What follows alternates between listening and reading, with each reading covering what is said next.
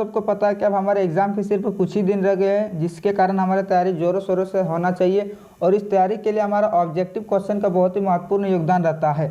और objective question को solve करना इतना आसान नहीं है, खासकर तो साइंस में, जिसके कारण हमने साइंस के कुछ इंपॉर्टेंट क्वेश्चन लिए हैं जो कि आपके एग्जाम में 90% ऐसे ही क्वेश्चन आएंगे। तो कृपया करके वीडियो को लास्ट तक देखिएगा, फिर आपका ऑब्जेक्टिव का समस्या खत्म हो जाएगा। तो चलिए वीडियो स्टार्ट करते हैं। देखिए फर्स्ट नंबर में हमारा क्या क्वेश्चन है, बोल रहा है कि निम्न अभिक्रिया का नाम बताइए। यहाँ पर आपको एक ऐसा दे दिया कि एक रिएक्शन दे दिया है AB + CD AD + CB, ऐसे ठीक है समीकरण दिया है। तो आपको इस अभिक्रिया का नाम पूछ रहा है, तो देखिए कैसे जवाब देंगे।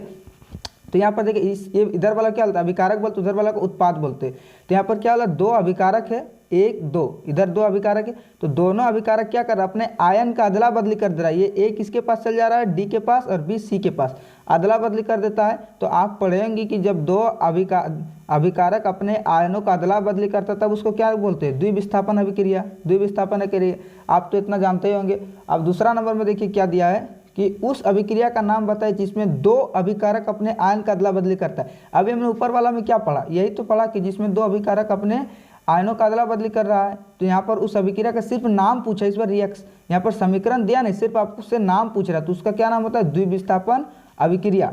ठीक है। अब देखिए तीसरा क्वेश्चन क्या दिया है कि भोजन के पाचन द्वारा किस प्रकार की अभिक्रिया हमारे शरीर में होता है। बोल रहा देखिए जब हम खाना खाते हैं तो हमारे अंदर में किस प्रकार की अभिक्रिया आता है। तो दोस्तों आपको पता होगा वियोजन अभिक्रिया होता है, वियोजन अभिक्रिया होता है, क्योंकि सभी पदार्थ का अलग अलग हो जाता है, वियोजन अभिक्रिया होता है। ये सब बहुत इंपॉर्टेंट क्वेश्चन है दोस्तों, इस सबको आप नोट कर लीजिएगा। ठीक है।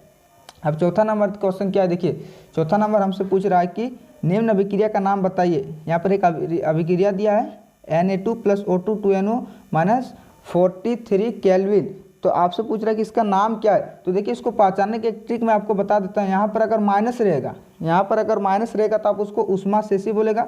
माइनस का मतलब क्या हो रहा है कि उस ऊर्जा का खपत हो रहा है, उष्मा शोषी। और अगर प्लस रहेगा मतलब ऊर्जा बढ़ रहा है, और जब बढ़ेगा तब ऊर्जा क्या बोलते, तब उसको क्या बोलते, उष्मा क्षेपी बोलते हैं। ठीक है। तो माइनस से मतलब उष्मा शोषी, ऊर्जा एनर्जी घट रहा है, और जब प्लस रहेगा मतलब एनर्जी बढ़ रहा है, उष्मा क्षेपी।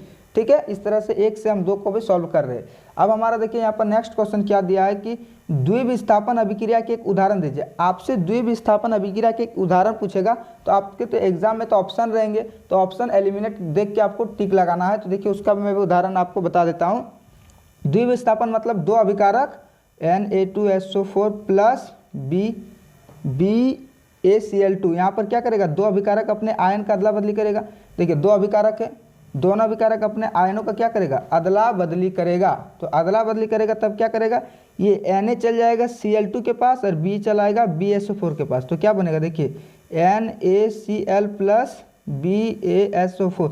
लेकिन आपके एग्जाम में ये वाला क्या करेगा, संतुलित क्या हुआ रहेगा, मतलब यहाँ पर 2 रहेगा, क्योंकि यहाँ पर 2 क्लोरीन, यहाँ पर भी 2 N, इसलिए संतुलित क्या हुआ रहेगा। ठीक है, कोई दिक्कत नहीं। चलिए आगे बढ़ते हैं।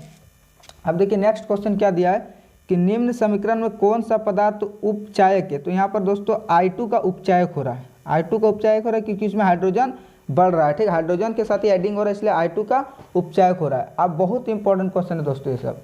अब देखिए बोल रहा है कि 2H2O2 को 2H2O2 जब रिएक्शन कर रहा है तो 2H2O बन रहा है। मैं अभिक्रिया की पहचान करें तो आपको इस अभिक्रिया का नाम बोल रहा है। तो आप यहाँ पर ध्यान से देखिएगा तो क्या हो रहा है कि दो अभिकारक ऐड करके एक उत्पाद बना रहा है। तो आप पढ़े होंगे कि जब दो अभिकारक आपस में मिलता है और एक उत्पाद बनाता है तब उसको क्या बोलते हैं, संयोजन अभिक्रिया। संयोजन अभिक्रिया। अगर आपको वीडियो अच्छा लग रहा है तो कृपया करके सब्सक्राइब एंड लाइक कीजिए। ठीक है, क्योंकि हर एक चैप्टर का मैं ऐसा हर एक चैप्टर का वीडियो बनाऊंगा, MCQ का तैयारी आपका एकदम बरकरार रखने दूंगा बढ़िया से। अब देखिए नेक्स्ट क्वेश्चन क्या है। नेक्स्ट क्वेश्चन हमारा दिया है कि रासायनिक अभिक्रिया Fe2CuSO4 को जब रिएक्शन करा रहे तो बन रहा है FeCuSO4 + Cu। किस प्रकार की अभिक्रिया, इसमें भी आपको अभिक्रिया का नाम पर है। तो यहाँ पर क्या कर रहा है, देखिए इस वाला में आप ध्यान से देखिएगा। देखिए इसमें आप ध्यान से देखिएगा तो दोनों अभिकारक क्या कर अपने आयन का अदला बदली कर रहा था। ये इसके पास चल जा रहा है, ये इसके पास चल जा रहा है। लेकिन आप इसमें ध्यान से देखिएगा तो दोनों अभिकारक आयन का अदला बदली नहीं कर रहा है। इसमें सिर्फ क्या कर रहा है, Fe चल जा रहा है Cu के पास, इसको हटा दे रहा है। Fe बोल रहा है Cu से कि मैं तुमसे ज़्यादा ताकतवर हूँ। ये किसे, इससे बोल रहा है कि मैं जब तुमसे ज़्यादा ताकतवर हूँ तब तुम सल्फेट के साथ नहीं रह सकते, तुम हटो। तुम इसको हटा दे रहा तो ये क्या करे, इसके पास चल जा रहा तो क्या करे, एक बार सिर्फ हटा रहा। जब एक बार हटाता है तो उसको क्या बोलते हैं, विस्थापन अभिक्रिया।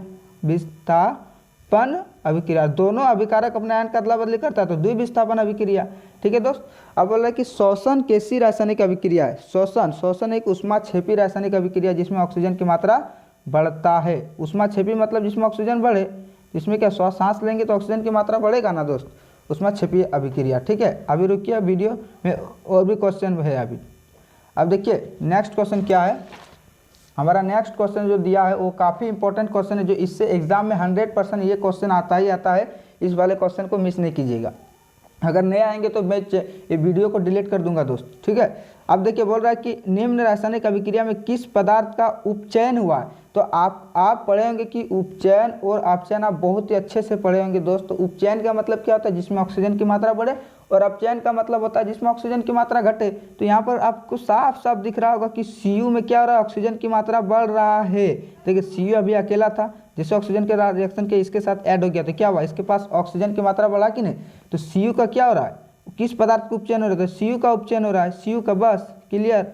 उपचयन मतलब जिसमें ऑक्सीजन की मात्रा बढ़े। अब नेक्स्ट क्वेश्चन क्या है, देखिए नेक्स्ट क्वेश्चन बोल रहा है कि निम्न अभिक्रिया में उपचयित तथा अपचयित पदार्थ का नाम लिखिए। आपको उपचयित और अपचयित पदार्थ का नाम लिखने बोल रहा है। मतलब यहाँ पर आपको उपचयन का भी नाम लिखने, उपचयित मतलब उपचयन, ठीक है, इसमें कंफ्यूज नहीं होनी है। उपचयित मतलब उपचयन और अपचयित मतलब अपचयन। अपचयन। अब देखिए अब इसमें क्या करना है, आपको उपचयन पहचानना है इसमें और अपचयन भी पहचानना है। तो यहाँ पर देखिए उपचयन और अपचयन कितना आसान से हम पहचानेंगे। यहाँ पर देखिए Na का क्या हो रहा है, Na जब ऑक्सीजन से रिएक्शन कर रहा था, यहाँ पर Na2 मतलब Na में ऑक्सीजन बढ़ गया। Na में ऑक्सीजन तो बढ़ा, तो इस तो सिंपल साफ साफ हमको दिख रहा है कि Na का क्या हो रहा है, उपचयन हो रहा है। उपचयन हो रहा है, ऐसे आप समझ सकते हो। एक जो बचा उसका अपचयन होगा, सिंपल बात है। और अगर ऐसे भी नहीं समझ में आ रहा तो देखिए अभी Na के पास कितना ऑक्सीजन है, हमको 2 ऑक्सीजन दिख रहा है। लेकिन जैसे ही O के पास हमको 2 ऑक्सीजन दिख रहा है, लेकिन जैसे ही वो Na के साथ रिएक्शन कर रहा है, इसमें ऑक्सीजन की मात्रा घट गया, सिर्फ 1 ऑक्सीजन बचा। तो इसमें क्या हुआ, ऑक्सीजन घट गया। तो जिसमें ऑक्सीजन घटेगा उसको क्या बोलेंगे, अपचयन। तो यहाँ पर O का क्या होगा, अपचयन। ठीक है, क्लियर। अब देखिए नेक्स्ट क्वेश्चन क्या है, फिर इसी से रिलेटेड है। बोल रहा है कि निम्न अभिक्रिया में उपचयित तथा अपचयित पदार्थ का नाम लिखे। सिर्फ सेम वही क्वेश्चन है, उपचयित और अपचयित मतलब, उपचयित मतलब उपचयित मतलब उपचयन, उपचयन, और अपचयित मतलब अपचयन। ठीक है, तो आपको पहले उपचयन पहचानना है। उपचयन क्या होता है, जिसमें ऑक्सीजन की मात्रा बढ़े। तो यहाँ पर देखिए Cu के पास अभी ऑक्सीजन था, जैसे हाइड्रोजन के साथ रिएक्शन किया ऑक्सीजन हट गया, तो Cu का क्या हुआ, Cu का यहाँ पर अपचयन हुआ। जिसमें ऑक्सीजन घटे उसमें अपचयन। और देखिए अभी इसके पास H2 के पास ऑक्सीजन था नहीं ना, जैसे Cu के पास रिएक्शन किया ऑक्सीजन बढ़ गया, तो इसका क्या हो गया, H2 का क्या हुआ, उपचयन हुआ। उपचयन हुआ। अब देखिए यहाँ तक कोई दिक्कत नहीं होगा, आशा करते हैं। अब आपको बताना नेक्स्ट क्वेश्चन, देखिए लोहे के संक्षारण में कौन सी रासायनिक अभिक्रिया होता है। लोहे के संक्षारण में कौन सी रासायनिक अभिक्रिया, तो उपचयन अभिक्रिया होता है। क्योंकि देखिए लोहे के जंग लगने में ऑक्सीजन जब ऐड होता है, हवा पानी सबका जब ऐड होता है तब ना लोहा में जंग लगता है, इसलिए ये उपचयन अभिक्रिया। ठीक है।